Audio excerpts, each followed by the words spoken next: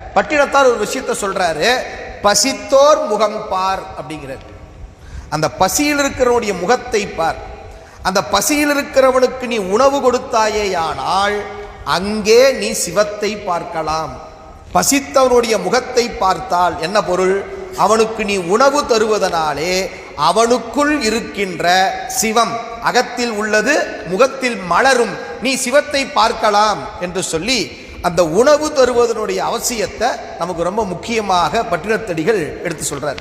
நிறைய கொடுன்னு நான் சொல்லலை, உங்களால் முடிந்த வகையில் பிறருக்கு ஒரு வேளை சோறு கொடுங்க. நீங்கள் ஒரு வேளை சோறு போடுங்க போதும்.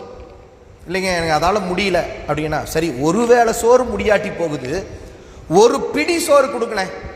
அன்னதானம் என்பது நீ நிறைய பண்ணணுங்கிற அவசியம் இல்லை, ஒரு பிடி. யாவர்க்குமாம் இறைவர்க்கு ஒரு பச்சிலை, யாவர்க்குமாம் பசுவுக்கு ஒரு வாயுரை, யாவர்க்குமாம் உண்ணும் போது ஒரு கைப்பிடி, யாவர்க்குமாம் பிறர்க்கு இந்நுரைதானே.